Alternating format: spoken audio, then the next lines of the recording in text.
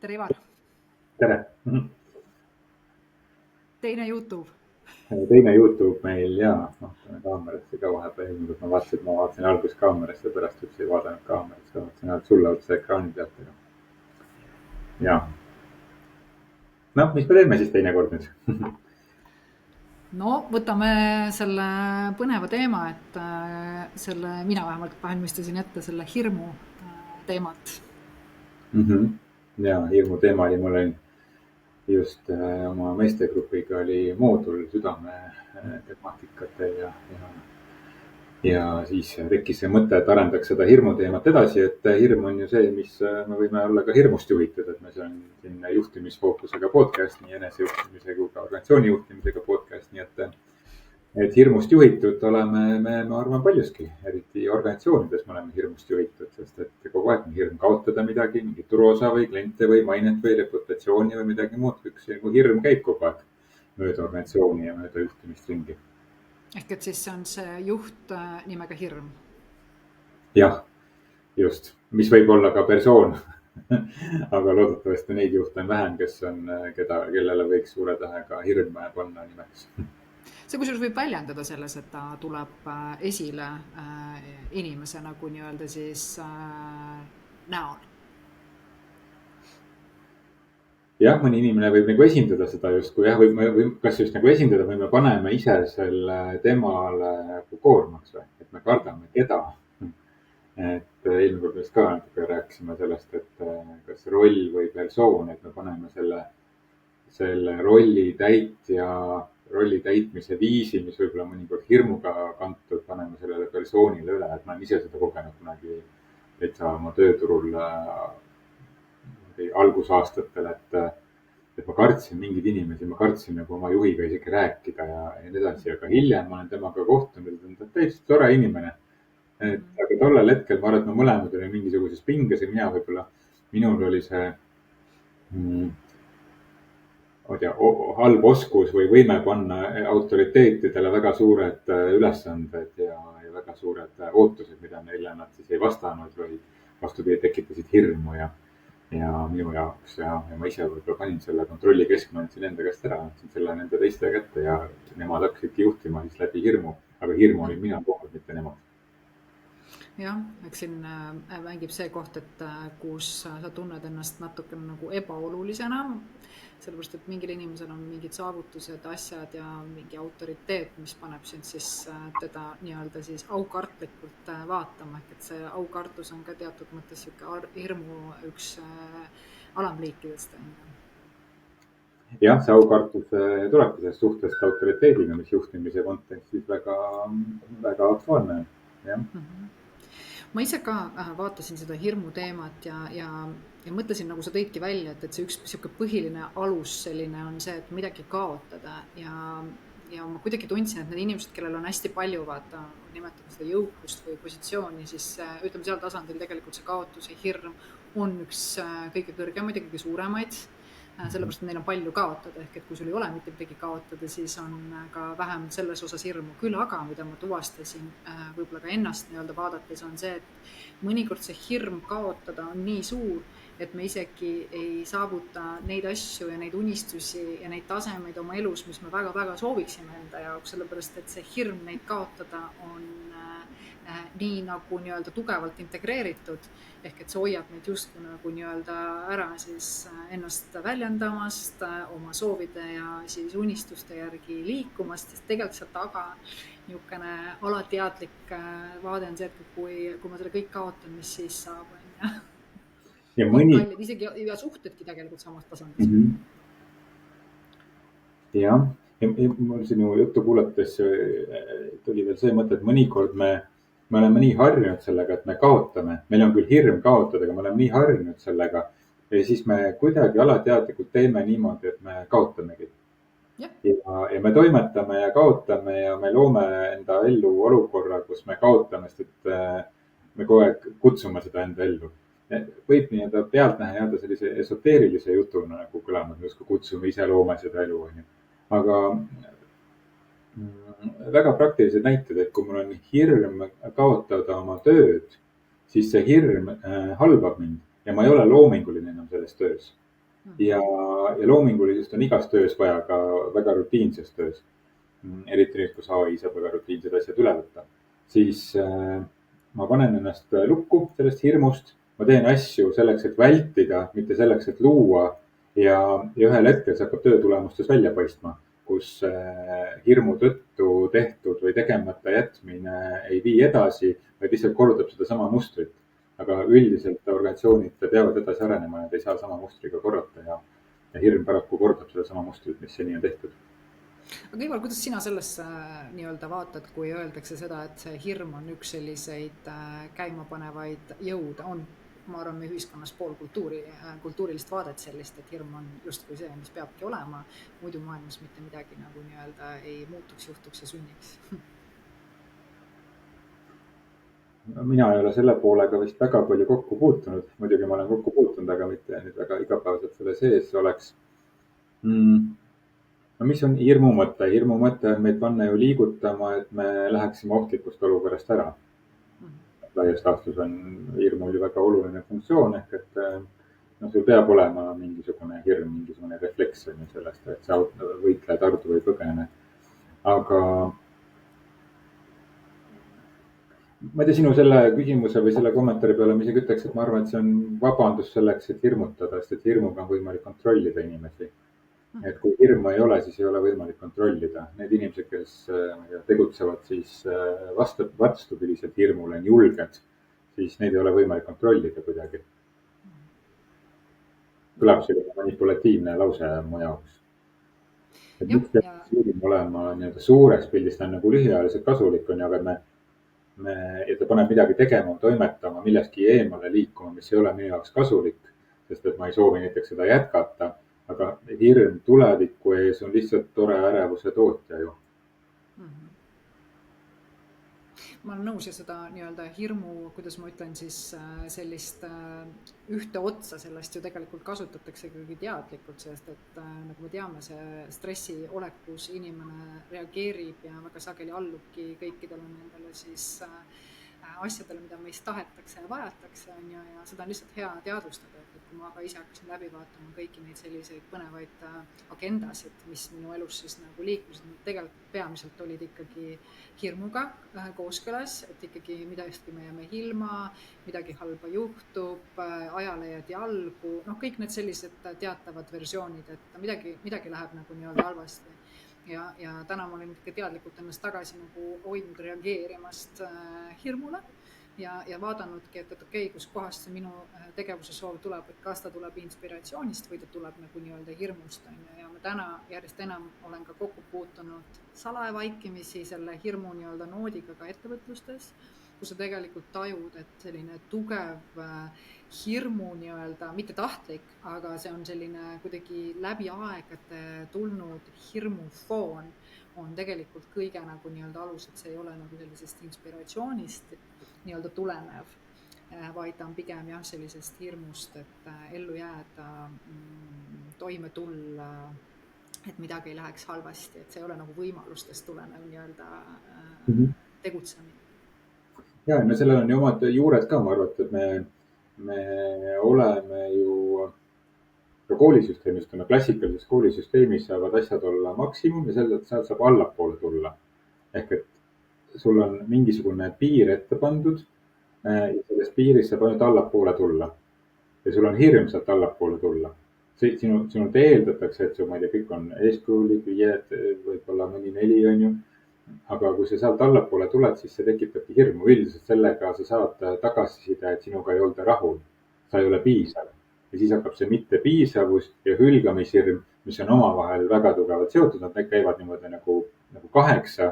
Kui ma ei ole ühes, siis ma olen teises, kuniks ma ei otsusta või teadlikult ei tegele sellega, et ma sellest korduvusest välja saan. Et kas ma ei ole piisavalt hea, ehk et siis tähendab, mind hüljatakse. Ja niimoodi ma vaheldame siis pendeldan seal. Ja siis me läheme tööle ja tööl me hakkame samamoodi ju, meil on mingisugune ideaal, me paneme endale eesmärgi, näiteks aasta eesmärgi, kvartali eesmärgi, või meile pannakse. Ja siis saab eesmärki mitte täita. väga harva on eesmärgi ületamist, väga paljud eesmärgistamise teooriad ka ütlevad, et eesmärk peab olema alati selline, mis on kättesaamatu eesmärk. No väga tuntud OKR metoodika. OKR metoodikas endas on see, et eesmärk peab olema selline, et ta väga suure pingutusega on kättesaadav 70%. Ja noh, millist vaimset keskkonda selline eesmärgistamine toidab? Noh, sellist, kus on palju läbipõlemist, palju hirmu, palju ärevust, ühel hetkel palju haiguspäevi, millega omakorda kaasneb hirm, et siis ma ei tule jälle toime sellega, siis ma saan rahaliselt vähem ja nii edasi. Ehk et juba paljud organisatsiooni mõõtmismetoodikad, millest OKR viimasel ajal on üks tuntumaid, aga ka see KPI või tasakaalus tulemuskaart.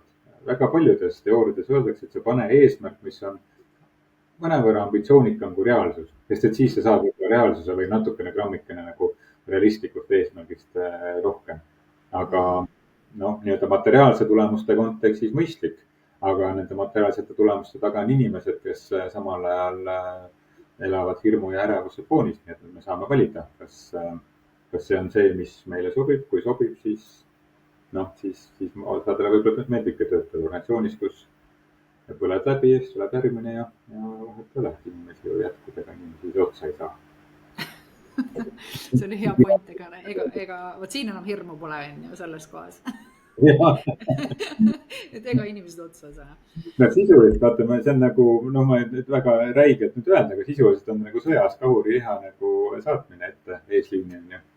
Ja paneme jälle uuesti keerama peale, et ma arvan, et see on võimalik seda teha ka oluliselt inimlikumalt ja mõistlikumalt, kui me julgeme, kui meil ei ole hirmu, ehk et seesama kõik need, mis meiega siin räägime pisut sellises enesearengu esoteerilises võtmes nendest juhtimisteemadest.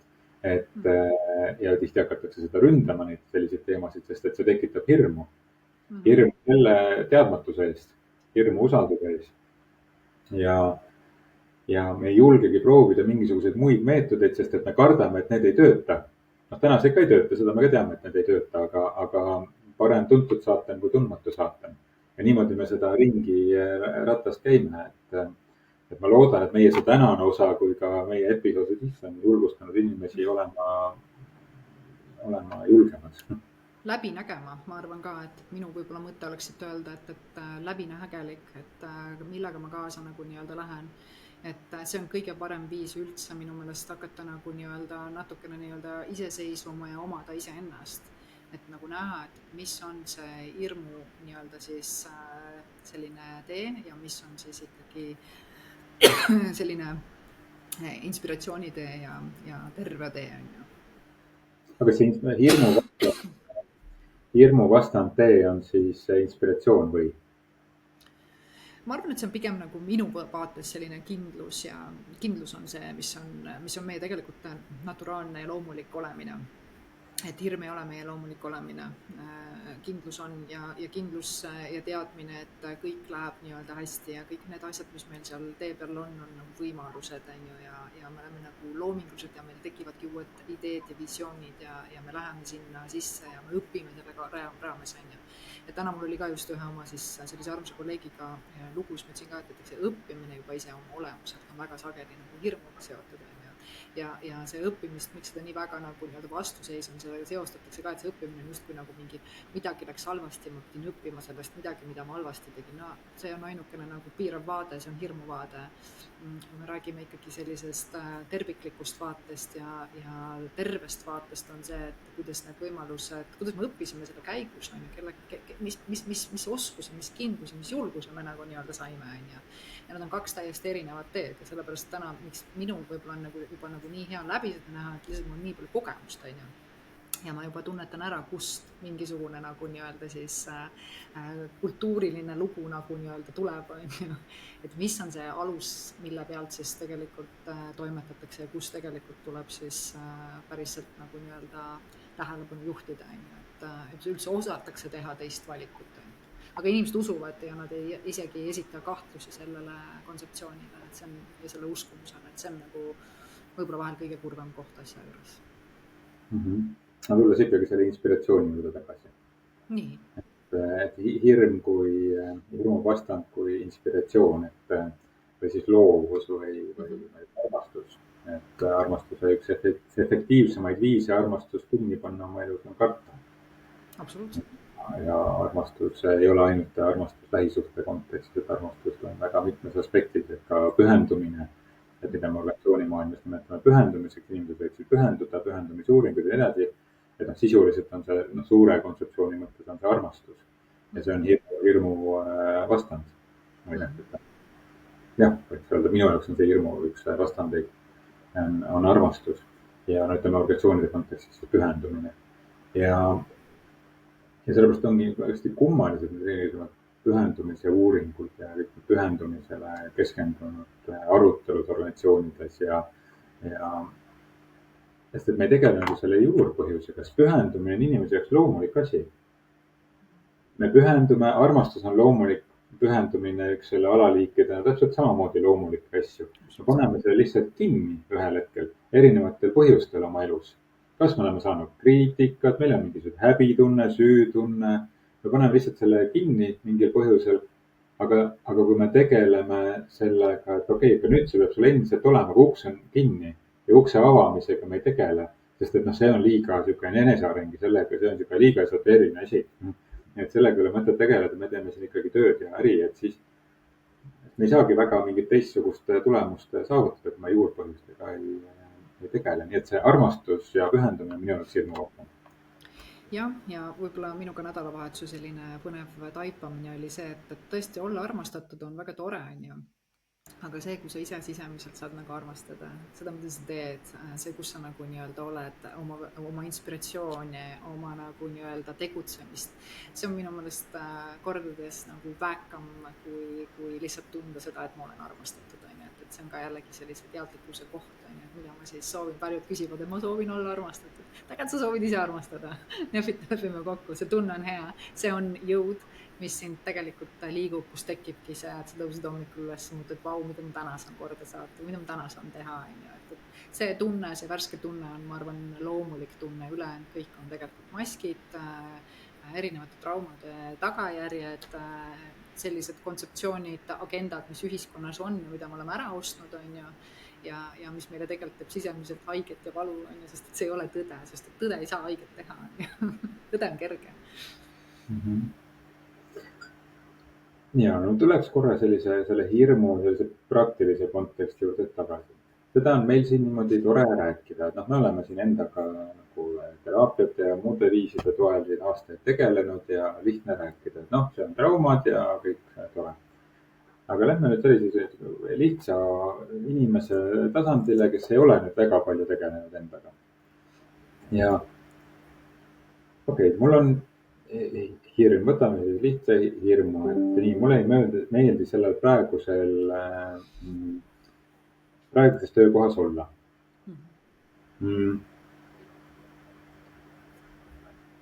Mis iganes põhjusel, aga ma ei julge sealt ära ka tulla, sest et rahaliselt ei tule toime ja on lapsed vaja koolitada ja toit lauale osta ja nii edasi.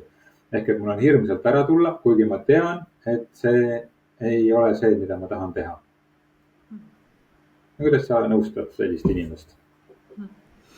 Ma arvan, et see hakkab, vaadates, kuidas ma ka ise olen olnud ennast piiranud, hoidnud ennast vangis selle sama hirmu pärast, et kuidas ma siit edasi nagu lähen ja kuidas ma nagu nii-öelda toime tulen ja ma jälgi oma unistust või seda kohta, et teadvustamine on esimene asi, ma kardan tegelikult selle pärast, et mul ei ole sissetulekut.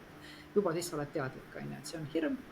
Ja siit sa saad juba tegelikult minna siis ikkagi juba leidma lahendusi sellesse kohta. Mõnikord me küpsame check in, check out, lähen kaasa, tulen välja, tahan sinna, ei taha sinna.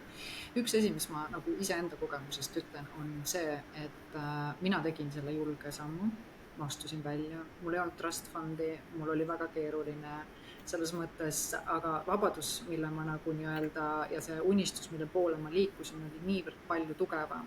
Mis meil juhtub, on tegelikult see, et kui me oleme kuskil tipus, ma ei tea, majanduslikult, juhtimistasandilt, ettevõtluse mõttes, siis järgmine tasand, kui me soovime seda oma unistuse nii-öelda siis täitumist või elada seda unistust, siis me kukume selle uue tasandi alumisse otsa, mis on tegelikult teadmatu, mis võibki viia ära kõik, mis sul on. Aga nagu nii-öelda see ei ole kaotus, vaid see on tegelikult selle uue tasandi siis alguspunkt, et kui sa sellest läbi nagu näed ja julged nagu nii-öelda teha oma sisemist tööd, siis see viib sind tegelikult väga palju edasi sellesse kohta, kuidas sa päriselt soovid elada, on ju. Ja muidugi see usk ja kindlus, et see versioon sinust või see elu sinust eksisteerib, on ju, et ta on kuidagi ma ütlen mõttetasandilt emotsionaalselt hästi raske, ma ei ütlegi, et see ei ole, mõnel on see kergem, mõnel on see raskem, ma arvan, kui on hea toetus, head coach'id, terapeudid kõrval, siis tõenäoliselt on ta palju lihtsamini mindav, on ju, aga mina lasin asja nii kaugele, et ma astusin lihtsalt välja sellepärast, et ma nagu nägin, et muud moodi ma siit ei liigu, mul ei olnud ühtegi head plaani. Ja see oli minu tee ja ju ma pidingi seda kogema selleks, et võib-olla osata nagu märgata ja toetada nagu nii-öelda neid inimesi, kes minu teekonna peale satuvad, kes võib-olla samades kohtades on ju, enam ei jaksa lihtsalt selles kohas olla enda sees, on ju, kus kogu aeg on peas see mõte, et millal see lõpeb ja loota ja paluda, et palun ükskord lõppegu, on ju, et las kuskilt tuleb see mingisugune nii-öelda lahendus, on ju.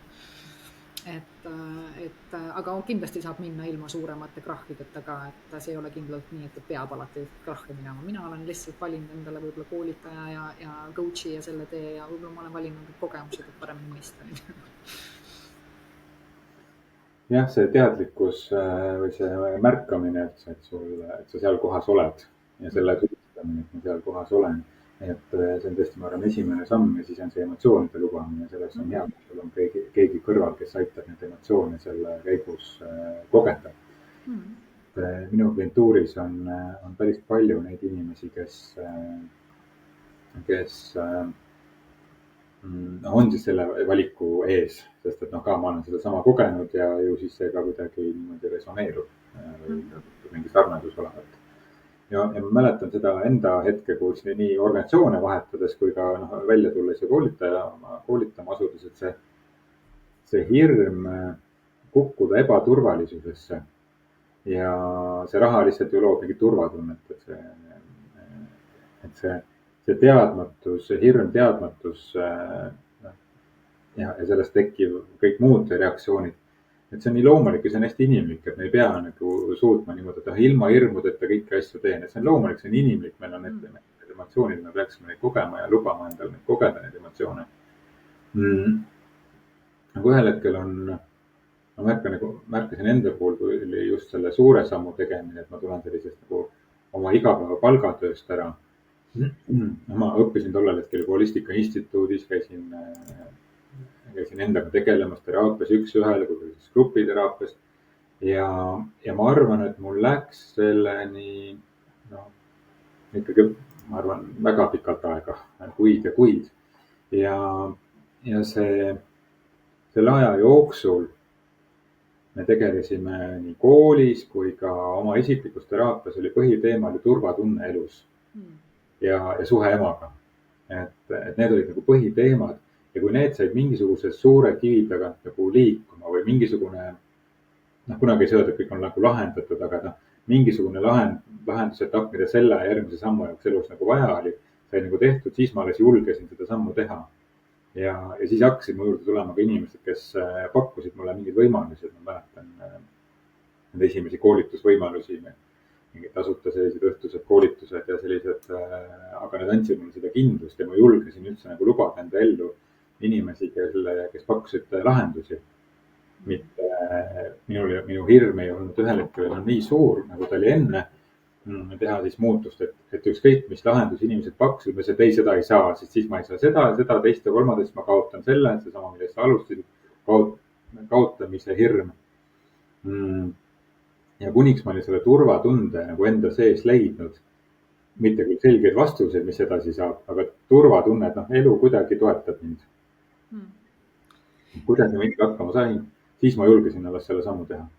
Muidugi ja tegelikult, kui me vaatame lugusid, õnneks selles mõttes neid lugusid on ja me näeme neid, kes on ikkagi asunud oma elus siis liidripositsioonidele ja kellel võib-olla ka, ütleme siis majanduslik vabadus või finantsiline vabadus ei ole selline vabadus, mida peetakse, et sul on miljonid, vaid sul on hea tunne rahaga seoses vaata ja sa genereerid seda vabalt ja muud suhete valdkonnad on kõik nagu nii-öelda kenasti sinu jaoks nagu toimivad. Nad on teinud kõik krahhe läbi, nii et see ei ole mitte midagi nagu uut. et selles mõttes käiakse ikkagi kõhuli maas ära ja pikali, aga selles mõttes, mida me teame, mis on üks kindel asi, mida mina sellest aru sain, on see, et ma ei loobu endast mitte kunagi. Ja ükskõik terve maailm võib sust loobuda, aga mina endast ei loobu ja see on kõige parem tunne, mis üldse saab nagu nii-öelda olla, et ma olen endaga koos ja ma vaatan ennast hoopis teise pilguga, kui ma vaatasin enne seda kogemust. Et igal juhul ma võin nagu öelda, et ma ei kaotanud mitte midagi, ma võitasin väga palju. Jah, ma arvan, et see on väga oluline asi, et ma ei jäta iseennast maha. Ja no see jõuab siis enesearmastuse kõige muu ilusani, aga et ma ei jäta iseennast maha, ehk et ma ei jäta ka selles kontekstis iseennast maha, et ma luban endale neid emotsioone, mis on selle heitlusega näiteks, kui mul on mingisugust muutust vaja elus teha, mis ongi hirmutav muutus ja nagu sa ütlesid, me kukume tagasi sinna sellesse tsükli algusesse, ongi ebaturvaline, pole veel kindluspunkti ja pole kohta, kust veel kinni hoida. Kui meil on mingi selline nagu tugivõrgustik, ja see ei pea olema tohutu suur võrgustik, piisab ainult, et sul on, ma ei tea, üks terapeut või üks hea sõber või sõbranna, kellega rääkida, kes on valmis sind ära kuulama, sinu emotsioone välja taluma. Et ma ei jäta iseennast maha, ma ei jäta oma emotsioone maha. See on nagu selline praktiline väljund sellest, et ma ei jäta iseennast maha. Et ta jääks nagu kõlama või mõista võib-olla seda sõnavara alguses, et ma julgelt vaatan ka oma emotsioone, julgelt leian kellegi, kellega neid väljendada, et ma siis oma nende suurte sammudeni ka. Ma arvan, et ma selle sammu tegin päriselt ära siis, kui ma olin, ma ei mäleta täpselt, mis see oli, aga üks väga tugev selline emotsioonide puhand, selline kurbuse puhand ja ma lasin sellel tulla, siis see sai nagu vabaks. Siis peale seda kuidagi, ma arvan, et nüüd tagantjärele mõtlen, peale seda mul kuidagi tundus mingisugune kergus, et ja mul on piisavalt kerge ka edasi minna, teha mingeid otsuseid, teadmata kuhu see viib, kas see mind kuidagi rahaliselt välja veab või mitte. Aga siis oli ka see identiteedi küsimus, et ühe kliendiga just üks päev rääkisime, et tulles töölt ära, et kas ma olen siis töötu. Ja siis mu lähedane tuttav ütles, et oota, mis mõttes töötu, sa oled nüüd ettevõtja. Kes mul ettevõttel juba olemas, et ka selle identiteedi enda jaoks ümber sõnastan, et sa mitte ei ole töötu, millega on kaasas selline kõik see pagas, ka natuke sellise nagu kehvema poole pagas on ju, et sa oled ettevõtja ja töötu, no väga erinev vahe, aga tegelikult täpselt sama asi oli. Ehk et jah, ma ei ole palgatööline enam, aga ma olen nüüd ettevõtja. Kuigi ma olin lihtsalt registreeritud null sissemaksega ettevõte ja seal mingisugust toimetamist sisuliselt ei toimunud, aga kui ma hakkasin võtma seda oma ettevõtja mindseti omaks, siis ma hakkasin alles edasi liikuma. Ma julgesin võtta selle uue identiteedi omaks. Et ka see julgus ja hirm identiteeti võtta endale. Et see hirm, et mis mõttes ettevõtja. Ettevõtja on ikka niisugune suured, ehitab maju ja linnaosasid ja teeb suuri asju ja ehitab poode ja toob kaupa inimestele ja nii edasi. Need on ettevõtjad on ju ja müüvad ettevõtteid siin ja seal on ju ja kinnisvara on ju. Mis nüüd mina ettevõtja siin teen koolitusi ja mentorlust? Paika mina olin ka selle konksu otsas, et seostasin ettevõtlust väga suurte ettevõtetega ja suurte arvude nagu inimestega ja mingi tohutu panusega ja nii edasi. Et kui ma nendest ka nagu nii-öelda otsustasin lahti lasta, siis minul sama asi see ettevõtja teema ja ettevõtja minu jaoks täna tähendab loovust, sellepärast et sa oledki loov, sa genereerid siis ärikontakte, see ei ole alati stabiilne tee, ta on teadmatu tee, aga see ongi, teebki asja nagu fun'iks, sellepärast et see paneb sulle alati nagu nii-öelda selliseid võimalusi nagu nii-öelda märgata, tähele panna ja nii-öelda luua ja ma olen nõus, et tulla töötajast, pikast töötajakarjäärist juhina ettevõtja nagu mindseti olemisse ja näha ennast ja tõsta siis see ettevõtte endast veel väljapoole, et mitte võtta seda nagu nii-öelda isiklikult. See oligi, ma arvan, selline pikem teekond ja mida mina olen ka täna mõelnud kõige enamgi toetada on just neid, kes seda väga soovivad teha. Et ma arvan, see oskus on tänaseks juba olemas ka juhatada läbi nendest nagu nii-öelda kohtadest ja luua neid uusi tähendusi ja minul ei olnud kedagi sellist, et mina tõesti tegin YouTube'iga, raamatutega inimestega seda tööd, on ju, et ja noh, sinuga, Ivar, need kõik need vestlused, mis meil siin siis läbi podcast'ide on olnud, on ju, et mul ei olnud sellist nagu ümbritsevat ja siis ma sain aru, et mul tuleb ise selleks hakata ehk et siis oma ümbritsevas olla siis nii-öelda inimene, kes saab seda muutust aidata luua. jah, et see hirm selle identiteedi ees ka, selle uue identiteedi ees, siis praegu, kui ma ütlen, et ma olen ettevõtja, siis natuke nagu silme ette kuidagi tulevad mingisugused suured ettevõtjad ja sellised nagu meedias on selline ettevõtja kuskil kroonikakaane peal ettevõtja see ja teine on, kellel on nagu ikkagi suured ettevõtted. Aga ehk et ka mõnikord me paneme ise selle hirmu, nagu me täitsa alguses rääkisime, mõnikord me paneme ka oma juhile, projitseerime ise selle hirmu talle, sest et meil on endal hirm autoriteetidega, näiteks ma ei tea, isaga või vanaisaga või treeneriga või õpetajaga kooliajast, on ju. Ehk et meil on autoriteetide suhtes hirm ja me paneme selle hirmu ka oma sellele juhile. Ja mis minu arust selle hirmu selline huvitav külg on, kas ma võtan seda praegu ettevõtjana ja kliendisuhetesse või ka töö nii-öelda elus olles on see tekitab meie vahele distantsi. Hirm alati tekitab distantsi. Kui ei ole hirmu, siis tegelikult sul ei ole ka oma klientidega absoluutselt keeruline, siis tuleb ühisloomine, sul meeskonnas ei ole tabusid, et kardetakse vigu teha või viivitatakse otsustega või ei julgeta nagu nii-öelda mingisuguseid samme astuda. Sellepärast ainuke asi, mis distantsi loob, on hirm ja väga paljud müügitulemused ka ettevõtetes tegelikult on päris ausalt on hirmu taga. See on see sama loodud illusioon, et me oleme eraldatud, on ju, ja me oleme nagu erinevad, on ju, siis me peame püüdma leida mingeid kasusid ja mingisuguseid nagu nii-öelda taktikaid ja strateegiaid, et siis nagu müüa, on ju, et kuigi sa võiksid lasta kõik need maha ja olla huvitatud, on ju, ja luua nagu, kuidas ma ütlen siis, ühendusi ja päriselt nagu näidata, kuidas sinu teenus siis näiteks saab olla nagu nii-öelda abiks nendel lahenduse kohtades, kus seda vajadust on. Et seesama eraldatuse küsimus on minu mõelest peamine hirmu nagu nii-öelda siis selline tunnus. Ma ei mäleta, kas ma siin podcastis olen seda rääkinud ja ma rääkisin seda kuskil mujal, aga ühesõnaga kõik ei kuule kõiki osasid niikuinii. Et mul oli kevadel ühesõnaga pool aastat tagasi oli üks koolitus telliti mult ja valdkonnas, mis mind väga huvitab ennast. Võib-olla mõni tunneb ära ka, et ühesõnaga meditsiini valdkonnas üks muudatuste juhtimise koolitus oli ühele suurhaiglale. Ja ma olen kogu aeg nagu tahtnud kuidagi sellesse valdkonda minna. Ma olen ka mõelnud päriselt arstiks minna õppima peale, et ma arvan, et see nagu nii-öelda vaimsete teemadega tegelemise järel veel see nagu arstiteadus, nagu lääne selline kandiline arstiteadus nagu juurde õppida oleks huvitav. Aga see selleks, see võib-olla on mingisugune tuleviku teema. Aga sellele mul mineviku teemas, ma ema hästi palju haiglas, mina käisin teda haiglas vaatamas, kõik need lood. Aga ja ma läksin siis sinna koolitama ja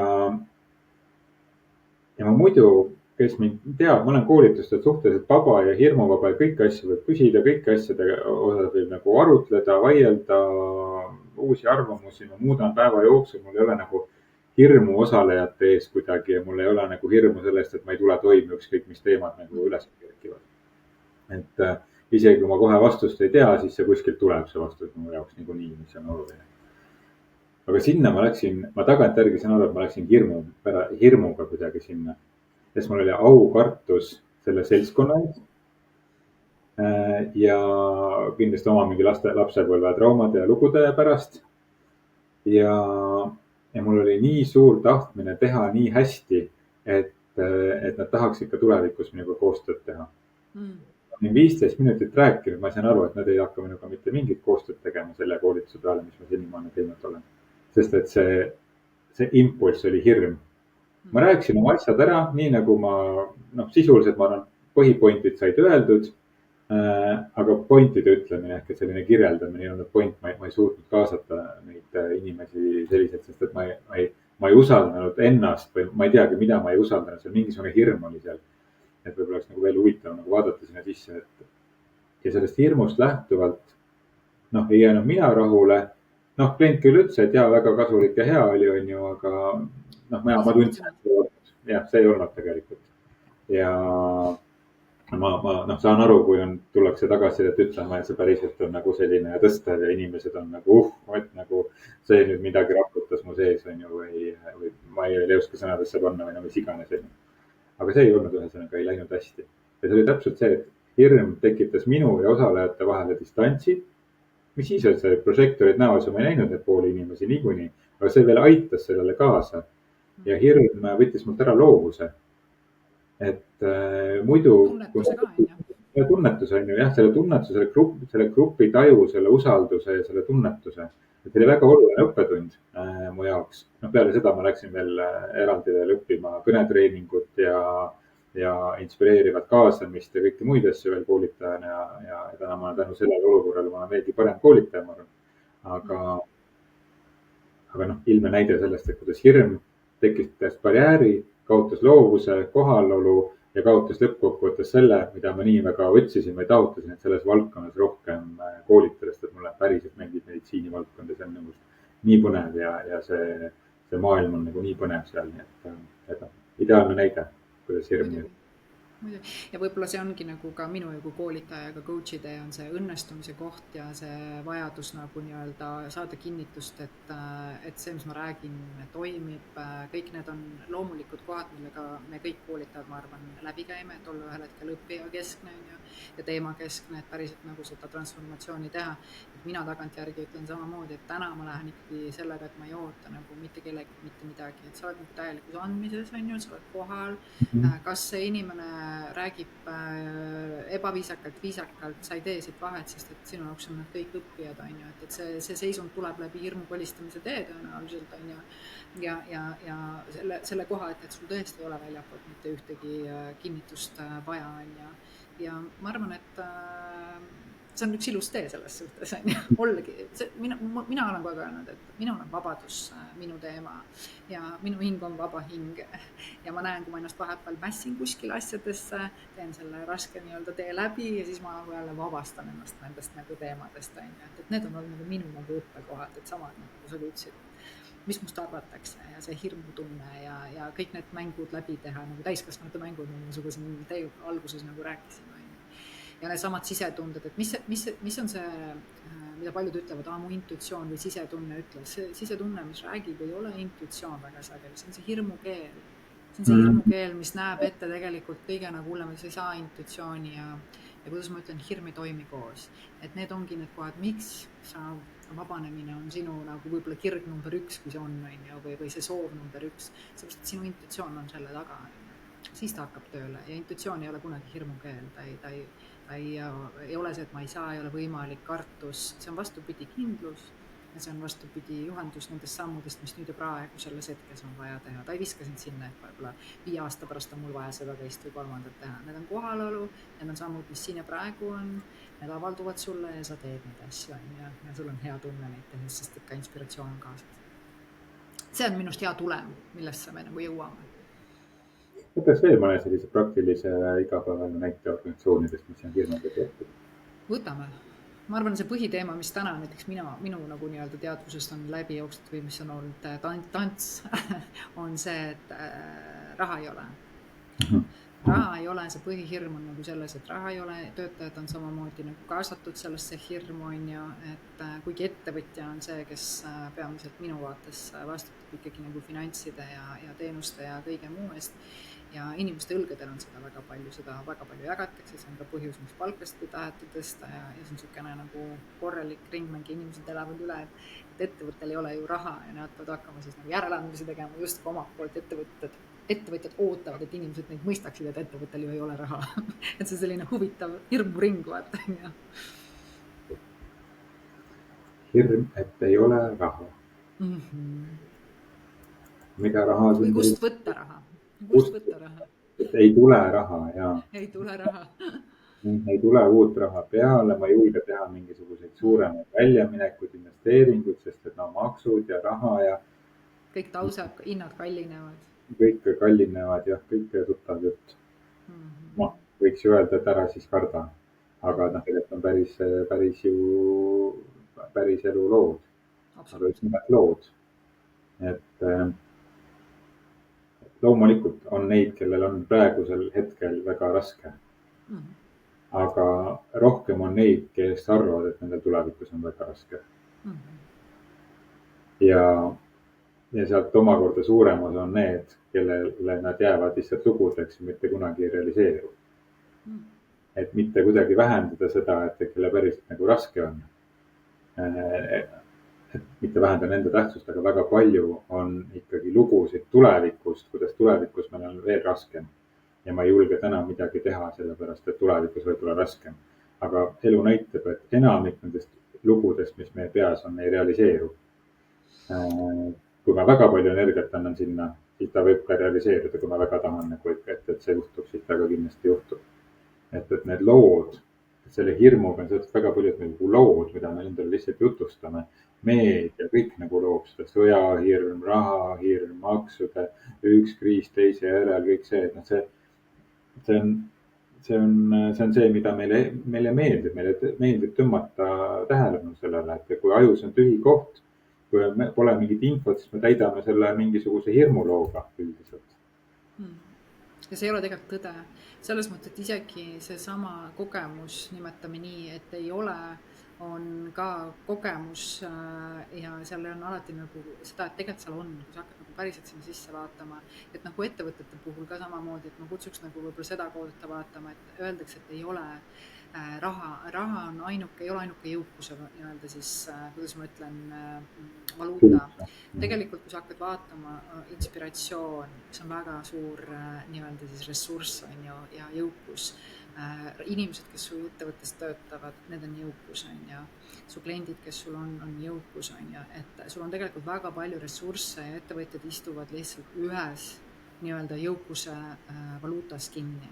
Et minu nagu soovitus on küll selgelt pöörata sellele, mis on, luua sellega, mis on, ja küllap kõik need muud siis ressursid ja valuutad samamoodi kasvavad, on ju. Et mitte tõlgendada rikkust ja raha või jõukust ainult nagu nii-öelda rahalisse nii-öelda siis valuutasse, on ju. Ma saan aru, sellega nagu ei maksa, aga miks ei maksa? Selles mõttes, kui sul on väga palju häid sõpru ja sul on keerukad ajad, siis sul väga head sõbrad võivad ka aidata sind välja nendest rasketest kohtadest. Ehk et me ei saa nagu nii-öelda päriselt öelda, et meil ei ole midagi. Et need panevadki teatud mõttes võib-olla meid loovamalt vaatama ja loovamalt nagu nii-öelda lahendama, aga see ei ole tõde, et ei ole. See oleks esimene asi, mida mina nagu nii-öelda paneks ennast ükskõik mismoodi uskuma. Ma lihtsalt nii-öelda vaatleks nii kaua neid oma mõtteid ja valukohti seal sees. Ma ei võitleks nende vastu. Ma lihtsalt saaks aru, et ma olen seda uskuma hakanud. Ma olen selle ära ostnud. Ja see on kogemus ja vaataks, kus mul see jõukus siis ja rikkus on. Ja väga nõus sellega aga veel täiendavalt on veel aspekte, mis ma nende sellise süsteemsete põhimõtete või süsteemse juhtimise kontekstis märkan, et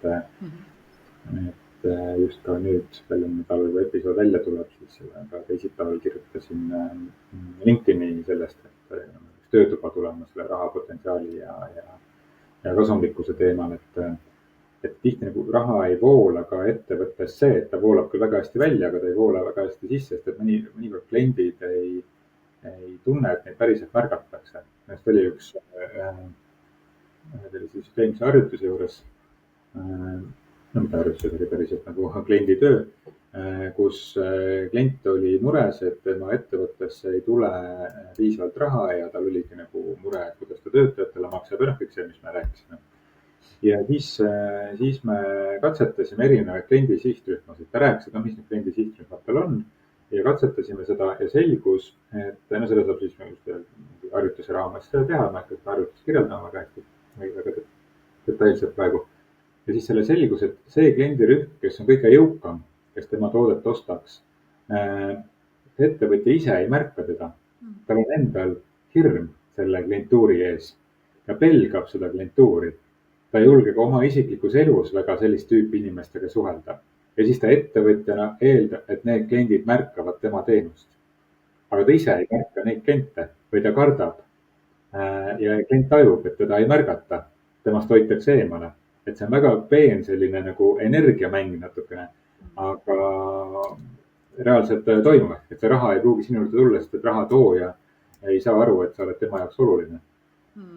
mulle meeldib ka see energeetika pool selles juures, et makes sense, et kui sa mõtled oma ideaalkliendile, on ju, ja nad on ettevõttes erinevatel tasanditel erinevad, ja kui sa nüüd teed oma seda inventuuri, mõtled oma ideaalse kliendi peale, siis tegelikult mõnes mõttes sa hakkad ise selleks kliendiks, on ju, et sa oled ise ettevõtjana just täpselt selline, nagu sa soovid, et see sinu klient on, ja sealt tekib, et kui sa soovid, et su klient oleks hästi maksev klient, nimetame nii, teatud, see on ju ka niisugune vaade, mida soovitakse, on ju, siis miks sa arvad, et sa ise peaksid siis igalt poolt kinni hoidma ja siis sa nagu tõmbad sellise kliendi ligi, kes on valmis hästi maksma. Kui sa soovid klienti, kes on, kuidas ma ütlen, siis pika koostöö vaatega ja soovib lojaalne olla ja nii edasi, et oleks lojaalne, siis kui sa ise ei ole nagu lojaalne endale, oma ettevõttele ja ärile ja inimestele, siis miks sa eeldad, et sul sellised kliendid tulevad. Et ei ole niimoodi, et nad tulevad ja õpetavad sulle seda, vaid kõigepealt sina oled seda ja siis sa tood ka need siis kliendid endaga kokku. See on teatud mõttes selline hea magnetismi idee seal taga, aga ta toimib küll, et hea on vaadata, et kus me täna oleme ja kelleks me siis soovime olla, et mida me nüüd deklareerime, kes me oleme. Ehk et näiteks kui ma ise olen kliendina eelistan alati kõige odavamat asja ja kauplen veel hinna alla, on ju. Ja siis ma olen ärritunud, et minu kliendid on need, kes ei taha maksta kallima teenuse eest, on ju, kvaliteetsema teenuse eest ja kauplevad hinda alla, on ju, et kui sa ise seda lood, siis sa ise seda saad. Ja üks väga oluline raha ettevõtte jaoks, raha nagu energia või selline nagu toit, selles mõttes energia on ju, et toit ettevõtte jaoks, aga mõnikord asjad lõpevad, mõnikord ettevõtte loomise põhjus on otsa saanud. Võib-olla see põhjus, miks ettevõtja selle ettevõtte lõi, täna enam ei päde. Ta enda jaoks võib-olla ei ole see enam huvitav, aga ta hoiab seda elus, sest et see raha lihtsalt on seal kuidagi toimetav. Et jälle üks kliendi lugu, et kus klient nägigi, et ta nagu asjad ei voola, raha ei voola sisse enam ja kuidagi nagu kärbub see ettevõte ja see nagu vindub. Ja siis ma küsisin, et aga mis põhjusega sa selle ettevõtte lõid? Ja siis ta mõtles mõnda aega ja see oli üle mingi 10 aastat tagasi, kui ta selle ettevõtte lõi. Ja ütles selle ettevõtte puhul, et mul oli oluline, et ma saaks lastega reisida, et ma saaks teenida raha. Aga nüüd on lapsed juba suured, nad reisivad ise, ma reisime nendega koos. Ehk selline väga lihtne põhjus, et ta tahtis luua kapitali selleks, et meil perega oleks ja lastega koos, et saaks väga paljudes maailma erinevates kohtades käia, mis suuri kulusid. Aga täna on lapsed suured, ehk et seda põhjust enam ei ole alles. Ja loomulikult ma ei mäleta, mis nad tootsid mingisuguseid asju, füüsilisi asju, ehk et seda toodangut klient nii-öelda ikka kasutab, on ju. Ja turul ka teised toodavad seda. Aga tema ettevõtmises ei ole seda hoogu enam seest, sest seda päris motivatsiooni, mis on salateadlik motivatsioon selle organisatsiooni loomiseks, enam ei ole. Ja see on ju hea koht, kus kohast nii-öelda uuesti vaadata, on ju, et mina ütlen ka, kui ettevõttes on segased lood, kõige parem asi on lihtsalt vaadata uuesti sisse visiooni, vaadata sisse nagu nii-öelda siis sellesse nii-öelda põhipõhjusesse ja peidetud põhjustesse ja luua see uuesti ja siis hakkab ka äri uuesti nagu voolama. Just uue põhjusesse. Ma arvan, et Ivar, mitu korda sina oled äri ümber vaadanud, et mina olen oma kavatsusi vaadanud vähemalt, ma pakun 10 korda kindlasti, on ju. Mis on see põhjus, miks ma seda tegin, mis ma tahan, on ju. Täna ma olen endale deklareerin, et minu äri on nagu see, mis toetab minu elustiili, mitte nagu äri ei juhi mind, vaata, et see on see minu äri nagu vaade ja just miks ma seda teen selliselt, nagu ma teen, on ju. Et luua endale ikkagi see vabadus ja nagu sa ütlesid, et sulle ka meeldib reisida mööda maailma, et ma ka nagu näen seda ja ma ei näe nagu ennast 9-5 töötajana enam, et see on lihtsalt nagu see identiteet on nagu nii-öelda nimetame nii, et see roll on mängitud, see karakter on mängitud, on ju. Et sinna oleks väga raske tagasi isegi minna ja ma arvan, see on ilmselgelt suhteliselt võimatus. Just, aga see ei tähenda seda, et ettevõtet peab kinni panema. Mõnikord on siis ettevõtte nime muutus, mõnikord on siis lihtsalt teadlikult enda jaoks nagu ümbersõnastamine, et nüüd on kavatsus see, et ma isegi ei mäleta, mis mul nagu alguses mul oli see kavatsus nagu sissetulekut saada. Siis mul oli mingi aeg kavatsus, et okei, et selle sissetulekuga ma võiks niimoodi jõuda elus sellisesse punkti, kus mul ei ole enam kodulaenu, ehk kus ma saan nagu toimetada ka ilma selleta ja, ja elada, ja, ja siis mingil hetkel ma hakkasin kogu selle missiooni asja üldse oma ettevõttes nagu tooma. Aga teenus on mul kogu aeg sama olnud. Ma olen teinud juhtimiskoolitusi ja juhtidele mentorlust ja teraapiat. Et see on nagu minu põhiteenus kogu aeg olnud. Aga selle kavatsus on muutunud ja ma olen märganud seda, et iga kord, kui mul tekib see, et kuidagi mingisugune klientide nagu uute klientide nagu pealevoolus tekib mingisugune nagu auk ja hakkab tekkima, et oot, mul on nagu seal mingil kuul on nagu päris hõre praegu see kalender on ju. Nii kui ma lähen selle hirmuga kaasa, siis kaovad ka need ära, kes senimaani olid kliendid. Ja iga kord, kui ma jõuan sinna, et okei, aga miks ma seda asja teen? Ja jõuan enda sees mingisuguse asja, mingi põhimõtteni. Miks ma seda asja teen? Mõnikord võtab see 3 kuud aega, mõnikord kuu aega, mõnikord nädal aega. Ja siis järsku ma saan enda jaoks selle asja paika. Ma isegi ei suuda selle sõnastada, aga sisetunne ütleb, et asi on paigas ja järsku hakkavad kuskilt need kliendid tulema. Et mul oli alles mõni kuu tagasi see sama selline värskendamine, ütleme kevade-kanti, suve-kanti oli selline värskendamine. Ja praegu on mul septembris niimoodi, et mul on vist 1 koolitus vaba päev. Ja kõik on kliente tihedalt täis. Ja kõik mu õhtud on ettevalmistuste ja täienduste ja enesetäiendustega seotud. Ja ma tean, et see saab ka ühel hetkel otsa. Aga ühesõnaga selle jutu nagu point on selles, et nii ettevõtjana kui ka ettevõttes töötanuna, ehk et mis oli see kavatsus või mis oli see põhjus, miks ma tulin siia. Ja see võib olla muutunud. Ja siis ka see raha ei tule enam, palga liikumine jääb seisma, ehk et raha ei tule ka isiklikult enam sealt ettevõttest. Et see kavatsus on lihtsalt ammendanud ennast ja ma olen jäänud sellesse segaduse hetke, kus ma lähen niimoodi vooluga kaasa, aga see vool ei kanna. Et surnud kalad lähevad vooluga kaasa, mul on siin kalade akvaarium kõrval ja need, kes aeg-ajalt surevad, et nemad voolavad kaasa, teised ei voola kuhugi kaasa. Käivad ikka vastuvoolu. Nemad käivad ikka igas suunas siin ringi. Et kui sa surnud oled, siis sa lähed vooluga kaasa, jah.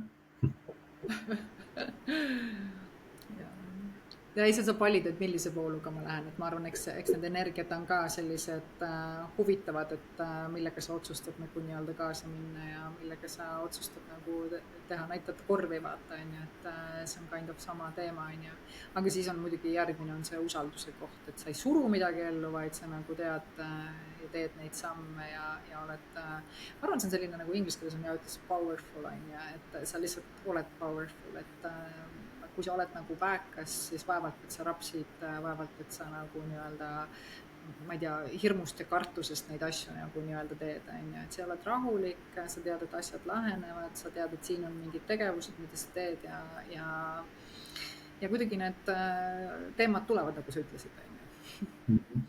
Siia hirmu teema lõpetus, seda väga pikalt ei jõudnudki lahata, aga oleks meelde tuletada seda lauset, mis mind kunagi aitas palju, et julged ei ole mitte need, kes midagi ei karda, vaid need, kes teevad ka siis, kui nad kardavad.